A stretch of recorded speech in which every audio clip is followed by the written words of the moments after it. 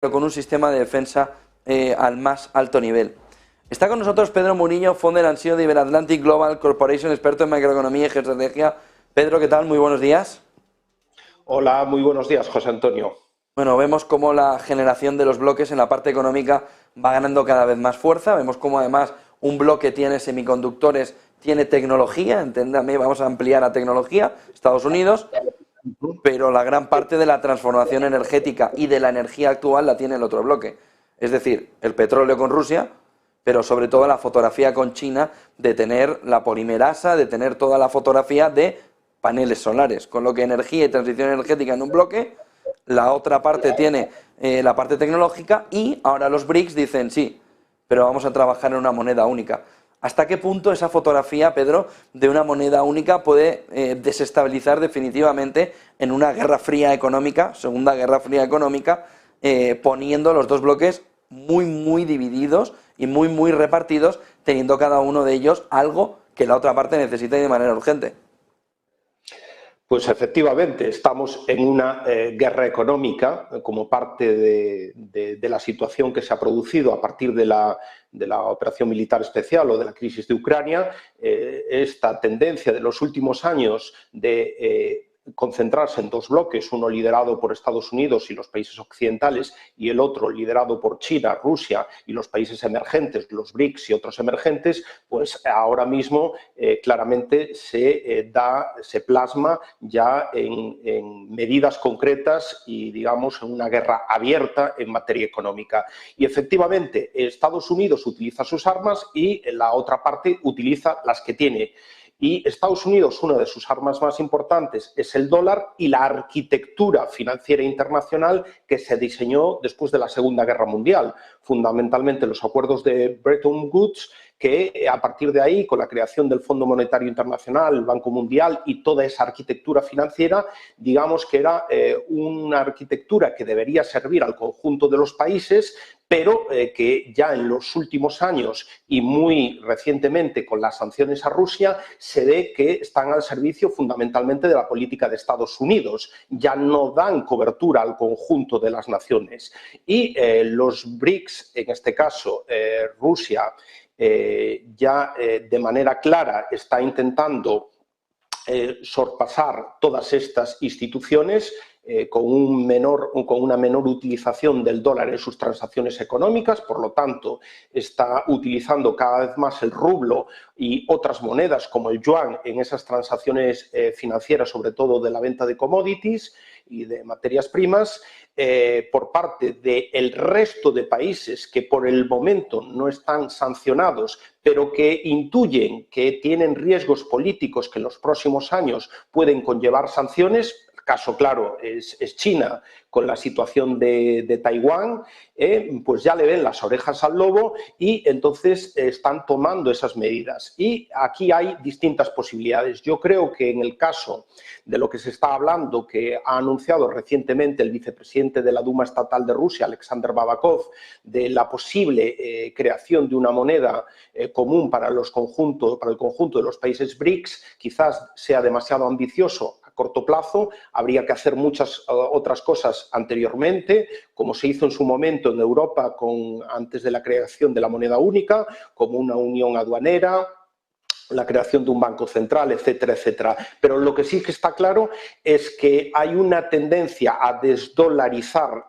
la economía de los BRICS con el uso de estas monedas en sus transacciones y poco a poco y de manera inequívoca se le está quitando peso al dólar y a esta arquitectura y estas instituciones financieras controladas por Estados Unidos. ¿Hasta qué punto esta alianza de los BRICS puede ser exitosa? ¿Hasta qué punto pueden conseguir una unión para crear una única moneda, una moneda propia de ellos, entendiendo lo que le ha costado a Europa eso y todos los problemas que sigue teniendo Europa, y entendiendo que Argentina, Brasil están a la vez, en paralelo, intentando algo parecido y sin parece que tener demasiado éxito, ¿no?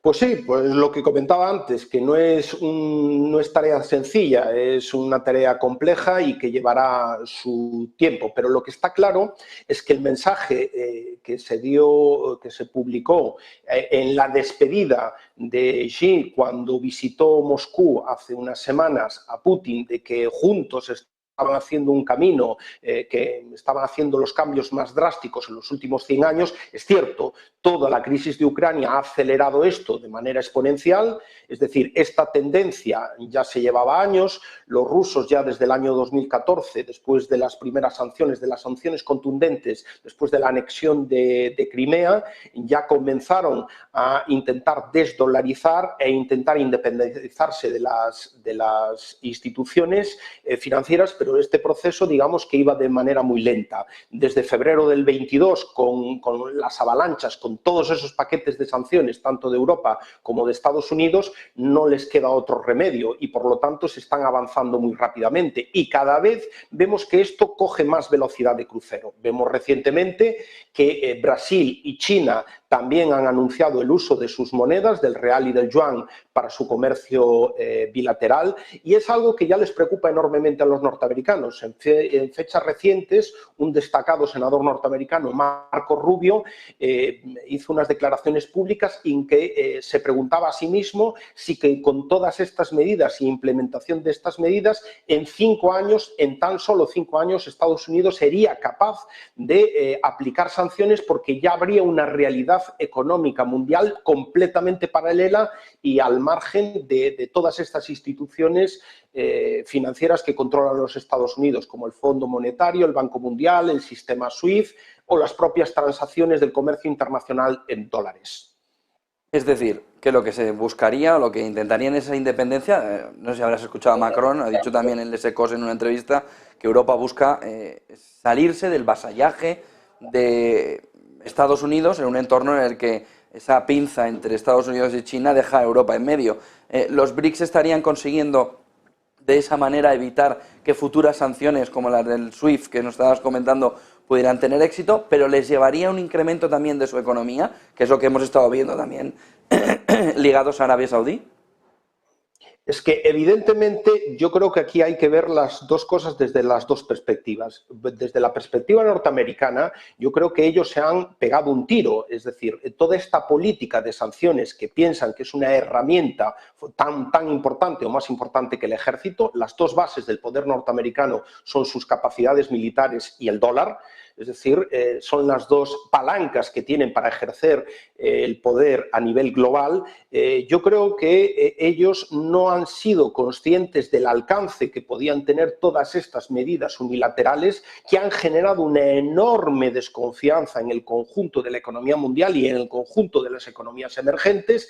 Y claro, esto es lo de siempre. Cuando tú ves las barbas de tu vecino secar, pon las tuyas a remojar. Es decir, ¿qué pueden pensar los chinos, los indios, los indonesios, los saudíes? Es decir, que todos ellos siempre tienen problemas en el ámbito geopolítico con Estados Unidos. Cuando no se cuestionan los derechos humanos en Arabia Saudí, se puede cuestionar, pues, por ejemplo, la política de alianzas de India o los derechos legítimos, en este caso, a la integridad territorial de China con Taiwán. Siempre hay enormes aristas y enormes problemas con Estados Unidos. Y Estados Unidos, utilizando todas estas sanciones, ha puesto en alerta al conjunto de la economía global. Y hay que pensar que el conjunto, por ejemplo, ya de las 5 economías BRICS es aproximadamente de 30 billones frente a los 24 de Estados Unidos. Es decir, tienen ya una importancia económica, un comercio bilateral o multilateral entre ellos tan importante y un tamaño de sus mercados que obviamente ya son realidades económicas fundamentales en el conjunto de la economía global. Como además tú muy bien antes indicabas, por ejemplo, en materia energética, ya vemos lo que está pasando. La alianza entre los saudíes y los rusos pues puede poner totalmente en sofla el mercado energético mundial en este momento, con el petróleo y y las posibles recortes de producción pueden provocar unas subidas a niveles récord del precio del petróleo. Es decir, insisto, hay una guerra muy compleja en este momento, cada uno utiliza las armas que tiene más a su disposición, pero sin duda alguna los BRICS necesitan imperiosamente liberarse del yugo del control de la arquitectura financiera internacional de Estados Unidos. Muchísimas gracias, Pedro Mouriño, Founder en CEO de Atlantic Global Corporation, experto en macroeconomía y geoestrategia. Buen día y buen negocio. Muchas gracias, igualmente, buen negocio.